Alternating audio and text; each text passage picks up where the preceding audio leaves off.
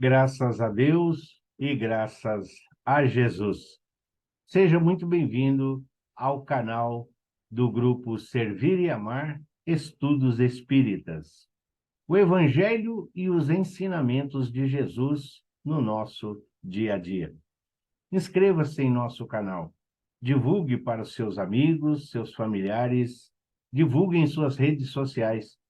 Venha fazer parte deste grupo de amigos que busca levar o Evangelho de Jesus a todos os corações necessitados. Aqui no canal Servir e Amar Estudos Espíritas, você encontrará sempre palestras esclarecedoras e confortadoras, aulas que interpretam os ensinamentos de Jesus numa visão espírita. Espiritismo, doutrina espírita, bendita e consoladora, onde encontramos as respostas para a exemplificação da nossa vida, de acordo com nosso guia e modelo, Jesus. Nós estamos, então, estudando essas belas lições do livro Boa Nova. Boa Nova, ditado pelo espírito Humberto de Campos a Francisco Cândido Xavier. Humberto de Campos, um grande colaborador da doutrina espírita na erraticidade, onde sempre traz para nós esclarecimentos. Então, ele nos traz direcionamento, ele nos traz sempre entrevistas, contos, ele sempre vai buscar na fonte, na espiritualidade, a base e o conteúdo daquilo que ele nos traz através da mediunidade de Francisco Cândido Xavier, através das obras que ele deixou aqui para o nosso aprendizado. Então, vamos lá. Livro Boa Nova, ditado pelo espírito Humberto de Campos a Chico Xavier. E hoje nós vamos ver a lição de número 3, Primeiras Pregações. Nos primeiros dias do ano 30, antes de suas gloriosas manifestações, avistou-se Jesus com o Batista, no deserto triste da Judéia, não muito longe das areias ardentes da Arábia. Ambos estiveram juntos por alguns dias em plena natureza, no campo ríspido do jejum e da penitência do grande precursor, até que o mestre divino, despedindo-se do companheiro, demandou o oásis de Jericó, uma bênção de verdura e água entre as inclemências da estrada agreste. De Jericó, dirigiu-se então a Jerusalém, onde repousou ao cair da noite. Jesus vai visitar João Batista no deserto. E Jesus adapta-se à vida que João Batista está levando. O jejum, as orações, a alimentação frugal do mel, dos gafanhotos. Então, Jesus, ele respeita o estilo de vida do precursor de João Batista, porque Jesus está desfrutando da companhia espiritual, da sintonia, e isso mostra, muitas vezes, para nós, a nossa relevância e de como nós nos relacionamos com o próximo.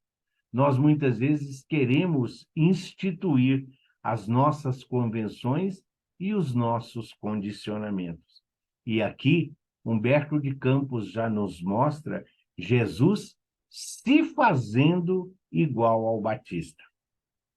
Sentado como um peregrino nas adjacências do templo, Jesus foi notado por um grupo de sacerdotes e pensadores ociosos, que se sentiram atraídos pelos seus traços de formosa originalidade e pelo seu olhar lúcido e profundo. Alguns deles se afastaram sem maior interesse, mas Hanã, que seria mais tarde o juiz inclemente de sua causa, Aproximou-se do desconhecido e dirigiu-se-lhe com orgulho. Galileu, o que fazes na cidade? Passo por Jerusalém, buscando a fundação do reino de Deus, exclamou o Cristo com modesta nobreza. Reino de Deus? Tornou-se o sacerdote com acentuada ironia.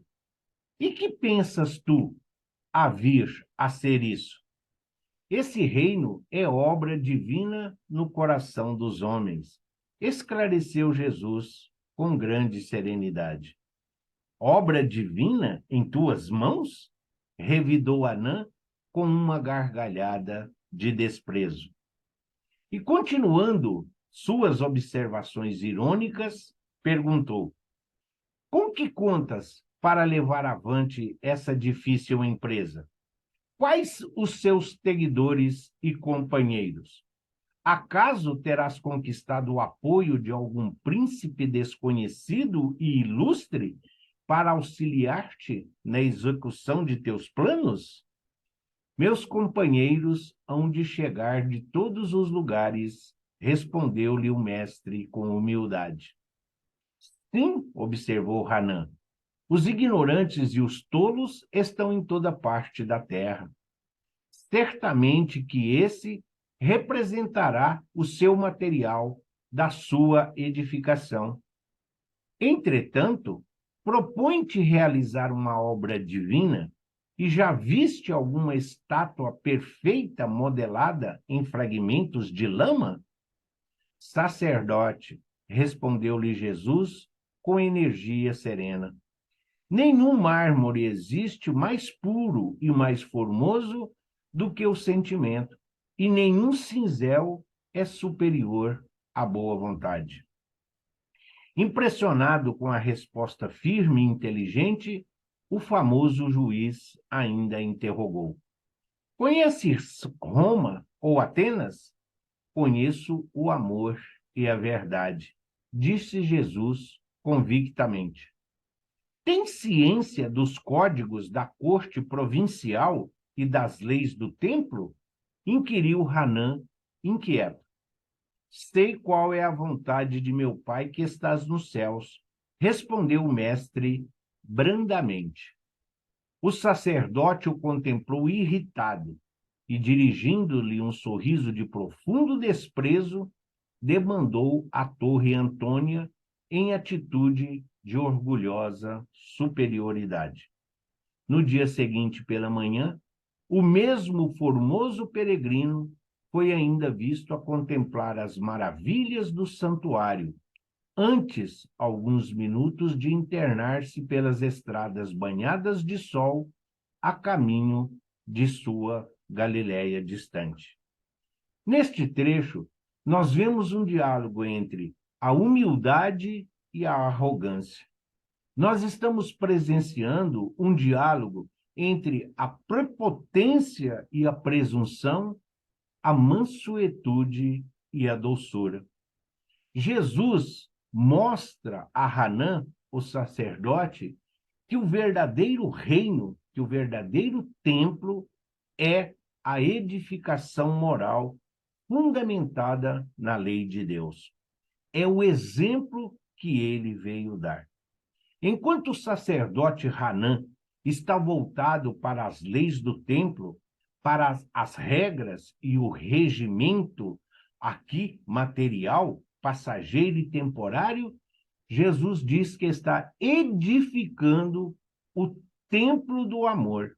Jesus diz que está edificando o templo espiritual e que está aqui porque Deus o enviou.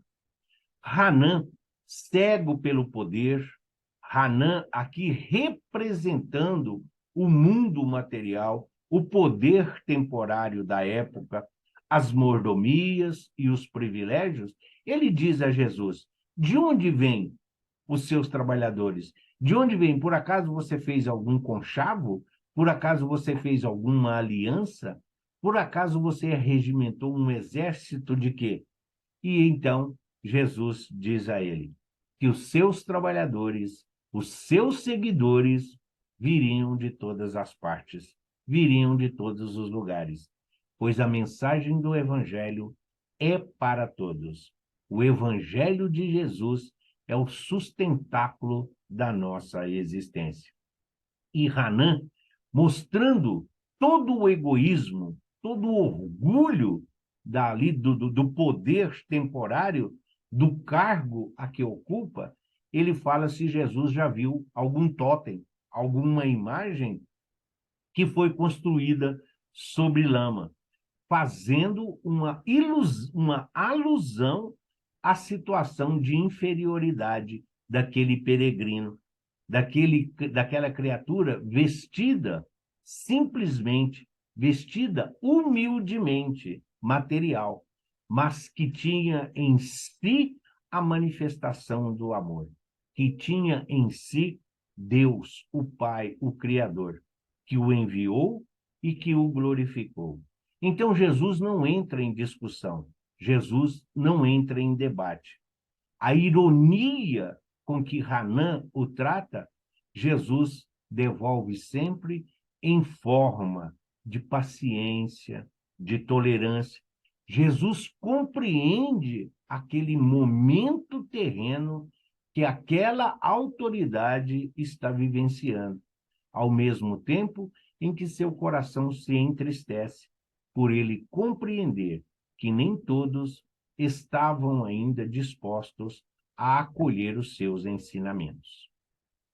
Daí a algum tempo, depois de haver passado por Nazaré, descansando igualmente em Canaã, Jesus se encontrava nas circunvizinhanças da cidadezinha de Cafarnaum, como se procurasse com viva atenção algum amigo que estivesse à sua espera. Em breves instantes, ganhou as margens do Tiberíades e se dirigiu resolutamente a um grupo alegre de pescadores, como se de antemão os conhecesse a todos. A manhã era bela, no seu manto diáfano de radiosas neblinas. As águas transparentes vinham beijar os eloendros da praia, como se brincassem ao sopro das virações perfumadas da natureza. Os pescadores entoavam uma cantiga rude e, dispondo inteligentemente as barcaças móveis, deitavam as redes em meio de profunda alegria. Jesus aproximou-se do grupo e, assim que 2 deles desembarcaram em terra, falou-lhes com amizade. Simão e André, filhos de Jonas, venho da parte de Deus e vos convido a trabalhar pela instituição de seu reino na terra. André lembrou-se de já o ter visto nas cercanias de Betsaída e do que lhe haviam dito a seu respeito, enquanto que Simão, embora agradavelmente surpreendido, o contemplava enleado. Mas quase a um só tempo, dando expansão aos seus temperamentos acolhedores e sinceros, exclamaram respeitosamente: sede bem-vindo. Jesus então lhes falou docemente do Evangelho com o olhar encendido de júbilos divinos. Estando muitos outros companheiros do lago a observar de longe os 3, André, manifestando a sua tocante ingenuidade, exclamou comovido: um rei? Mas em Cafarnaum existem tão poucas casas? Ao que Pedro obtemperou-se com a sua boa vontade, devesse suprir as suas deficiências. O lago é muito grande e há várias aldeias circundando estas águas. O reino poderá abrangê-los a todos. Isso dizendo, fixou-se em Jesus o olhar perquiridor, como se fora uma grande criança meiga e sincera, desejosa de demonstrar compreensão e bondade. O Senhor esboçou um sorriso sereno e, como se adiasse com prazer as suas explicações para mais tarde, inquiriu generosamente: quereis ser meus discípulos? André e Simão se interrogaram a si mesmo, permutando sentimentos de admiração embevecida. Refletia Pedro: que homem seria aquele? Onde já lhe escutara o timbre carinhoso da voz íntima e familiar? Ambos os pescadores se esforçavam por dilatar o domínio de suas lembranças, de modo a encontrá-lo nas recordações mais queridas. Não sabiam, porém, como explicar aquela fonte de confiança e de amor que lhes brotava no âmago do espírito. E, sem hesitarem, sem uma sombra de dúvida, responderam simultaneamente: Senhor, seguiremos os teus passos. Jesus os abraçou com imensa ternura, e como os demais companheiros se mostrassem admirados e trocassem entre si ditérios ridicularizadores, o mestre, acompanhado de ambos e de grande grupo de curiosos, se encaminhou para o centro de Cafarnaum, onde se erguia a intendência de Antipas. Entrou calmamente na coletoria e, avistando um funcionário culto, conhecido publicano da cidade, perguntou-lhe: que fazes tu, Levi?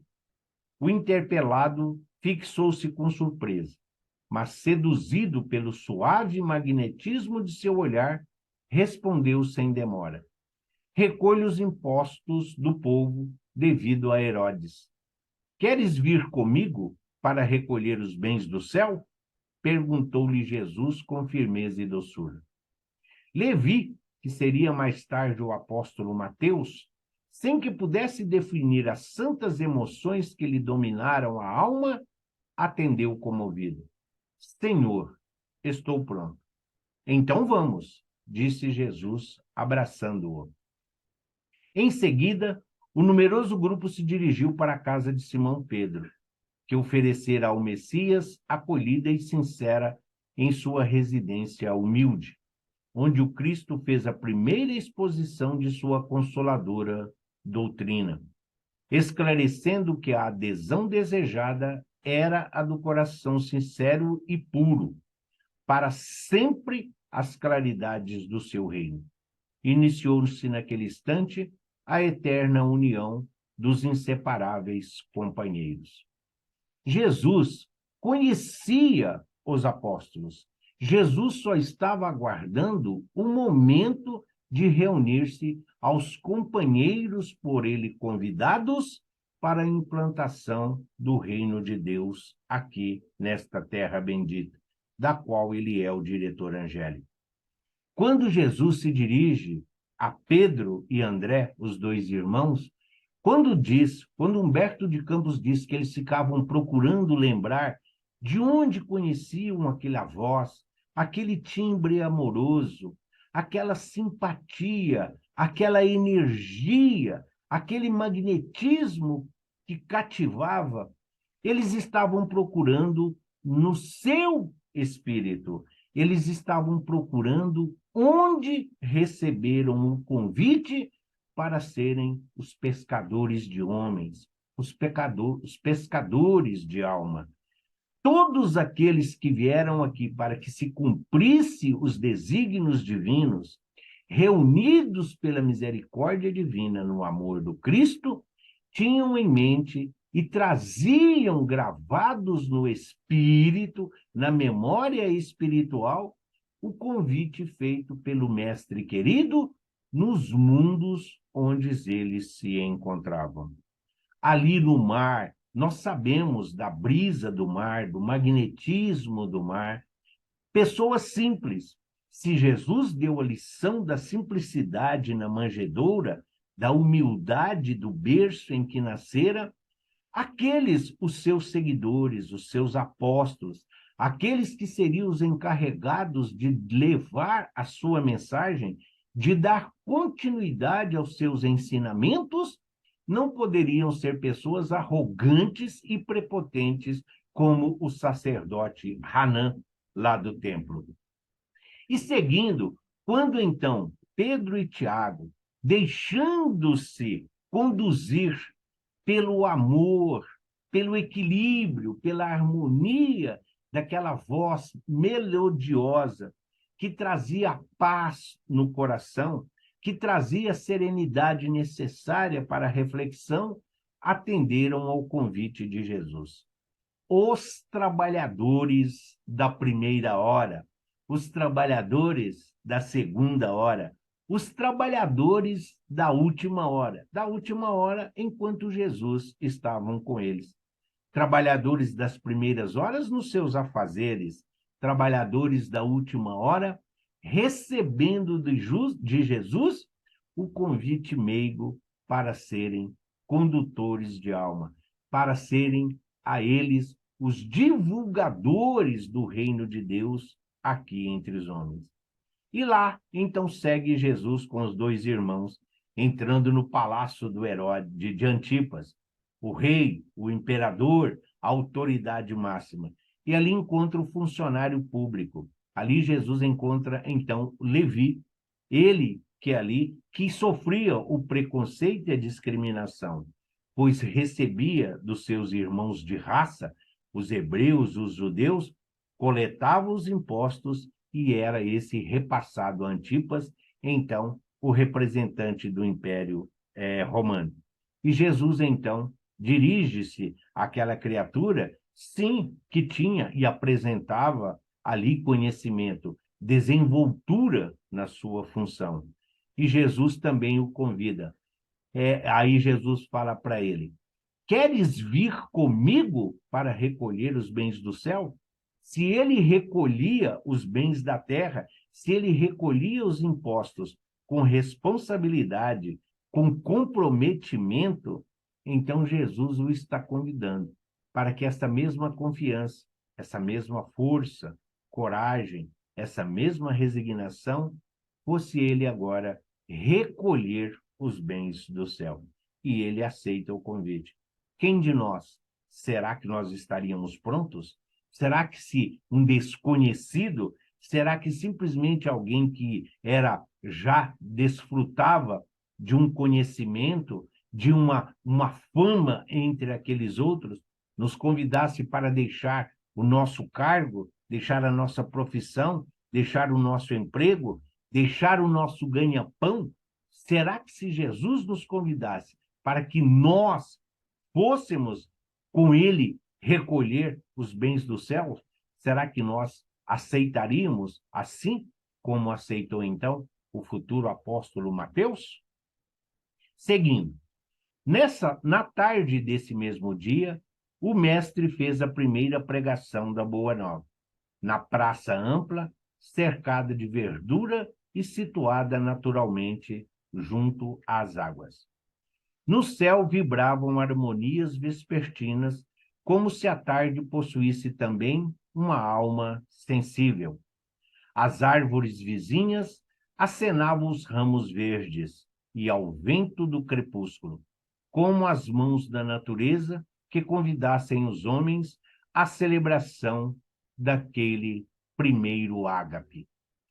As aves ariscas pousavam de leves nas alcaparreiras mais próximas, como se também desejassem senti-lo.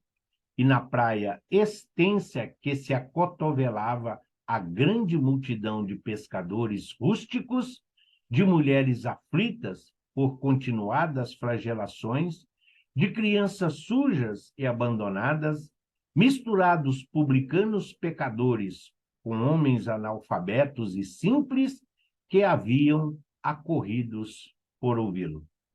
Jesus contemplou a multidão e enviou-lhe um sorriso de satisfação. Contrariamente às ironias de Hanã, ele aproveitaria o sentimento como mármore precioso e a boa vontade como cinzel divino. Os ignorantes do mundo, os fracos, os sofredores, os desalentados, os doentes e os pecadores seriam em suas mãos o material de base para sua construção eterna e sublime. Converteria toda miséria e toda dor num cântico de alegria. E, tomado pelas inspirações sagradas de Deus, começou a falar da maravilhosa beleza do seu reino. Magnetizado pelo seu amor, o povo o escutava num grande transporte de ventura.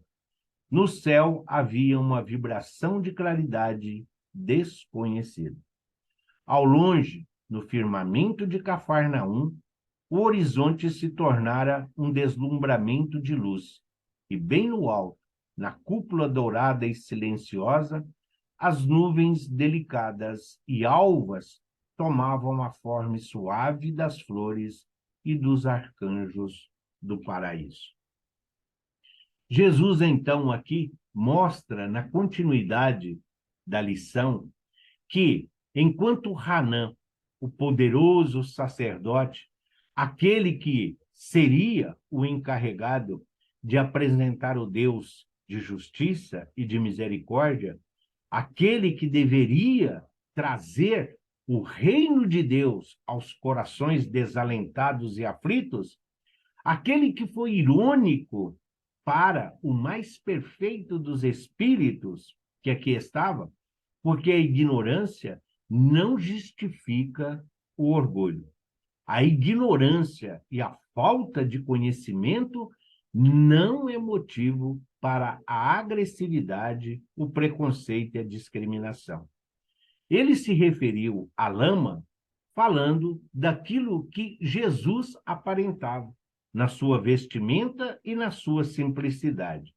Para Hanã, Jesus não passava de um mendigo sonhador. Jesus não passava ali de alguém que tinha uma ilusão inconcebível dentro dos padrões terrenos e materiais da época. Assim que convidou Pedro, assim que convidou André, então, e Mateus, Jesus então se dirige à praça. E aí mostra, não só no relato poético de Humberto de Campos, mas mostra toda a integração da espiritualidade.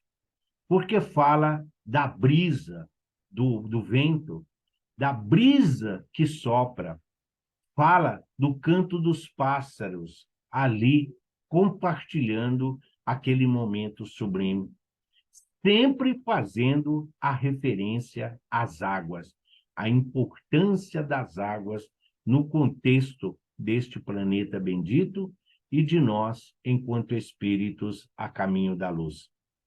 A multidão que ali se encontravam era exatamente os ignorantes, os tolos, os doentes, os coxos e os aleijados, desprezados por Hanã e todos os sacerdotes do Sinédrio e do Templo de Jerusalém.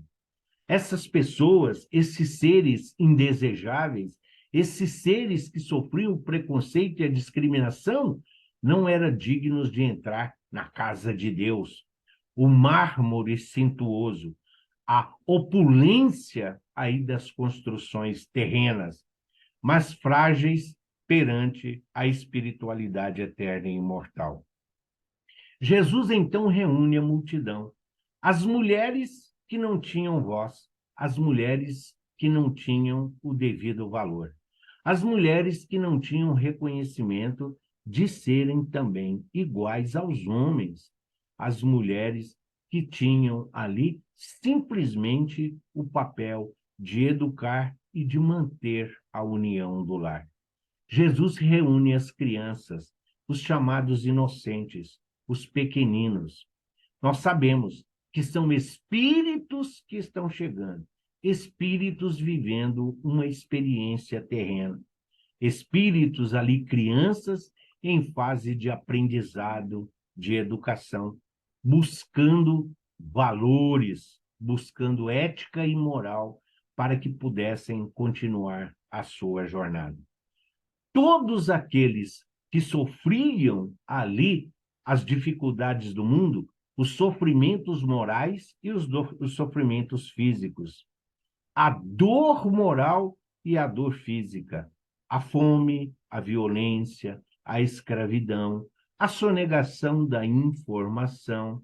Muitos não podiam ter nem mesmo os sonhos, mas que todos traziam em seu íntimo ali o Salvador, o Messias, que Deus enviaria um dos seus anjos, Deus enviaria alguém para que pudesse trazer a eles o alento, para que pudesse libertá-los das coisas terrenas, da escravidão terrena, do jugo do Império Romano e dos sacerdotes com os seus templos e com os seus palácios. Enquanto amealhavam os bens terrenos, enquanto usufruíam dos privilégios e das mordomias, os pobres, os inválidos, ali padeciam de dores, padeciam ali da fome moral, da fome de conhecimento. E Jesus mostra, então, que veio para todos. Começava ali o seu messianato. Começava ali a grande lição da vida. Porque Jesus não veio para nenhuma classe especial. Jesus não veio para uma nação específica. Jesus nasceu em berço hebreu, em berço judeu, pelo fato do monoteísmo, o Deus único, pelas condições em que apresentava o mundo àquela época, mas não por ser um privilégio. Ali estava a lei de Moisés, o início, ali estava a pedra angular do planeta Terra, aqui sob a supervisão do Mestre. E hoje, a doutrina espírita vem nos mostrar exatamente isso. Se a doutrina espírita, em seu início, na sua implantação, principalmente aqui no Brasil, sofreu preconceito, criminalização, ela foi aceita exatamente quando passou a cobrir ali os buracos, para cobrir ali a necessidade do Estado e dos órgãos públicos, com assistência social, com socorro e o amparo aos doentes, aos necessitados da fome material e da fome de Deus, da fome de fé, da sede de justiça. Bem-aventurados aqueles que forem perseguidos por causa do meu nome. Então, doutrina espírita, hoje, nós vemos essa primeira pregação de Jesus. Nós vimos que não estavam todos os apóstolos, não estavam todos os 12 convidados pelo Mestre. E isso também é um aprendizado, isso também é um alerta. Nós não podemos ser servidores do Cristo apenas quando estamos na casa espírita, na igreja, nos templos de orações. Não, nós temos que ser os modernos discípulos, os modernos apóstolos do Cristo, não apenas nas casas de orações. Onde e com quem estivermos, nós temos que levar alento, esclarecimento, acolher, instruir, confortar, alimentar físico e materialmente. Jesus, na sua primeira pregação, ele estava amparado, ele estava lhe dando lição para aqueles 3 primeiros convocados, que aceitaram o convite, que não perguntaram o que nós vamos ganhar, quem é você? Não, eles confiaram. Quando ouviram a voz meiga de Jesus, fazendo-lhes o convite, imediatamente o Espírito foi procurar a referência. De onde eu conheço essa voz? De onde essa voz tem todo esse poder de me cativar? Por que eu fiquei tão enebriado? Porque eu me senti tão confortável com um convite que me foi feito, a ponto de deixar as tarefas e a vida que eu estava levando, as mordomias e muitas vezes, por que não, aos privilégios que eles desfrutavam. Seguir a Jesus é atender ao seu convite, é estar permanentemente conectado com o Mestre. Quando aqui chegamos, chamados por Jesus, das esferas de onde nós, com os nossos débitos, com os nossos erros, com as nossas imperfeições, Jesus nos fez o convite. Queres ir até o planeta Terra? Eu sou o diretor angélico de lá. Eu sou o responsável. E eu estou te convidando para que, ao mesmo tempo, você possa pagar em suaves prestações, para que você possa, em pequenas parcelas, ir se refazendo a sua vida e a sua jornada. Você pode contribuir nesta grande obra que é este planeta e qual eu estou te convidando para ser um dos colaboradores. Então, as primeiras pregações do Cristo devem servir para nós, não só de alento, mas em que condições nós nos encontramos. O que nós estamos esperando? Estamos esperando conhecimento? Estamos esperando nos aposentar? Estamos esperando ganhar na loteria? Estamos esperando receber herança? Estamos esperando a saúde plena, o vigor? O que nós estamos esperando para seguir a Jesus? O convite é feito dioturnamente, e dioturnamente muitos de nós recusamos caminhar com o Mestre. Que as nossas primeiras pregações, que possam ser no nosso lar, junto aos nossos amigos. Onde houver um necessitado de um evangelho, onde houver alguém com fome de Deus, com sede espiritual, que sejamos nós, ali, os convidados do Cristo, a apresentar aquele que é o caminho que estamos a seguir, o pão que nos alimenta e nos sustenta em nossa caminhada.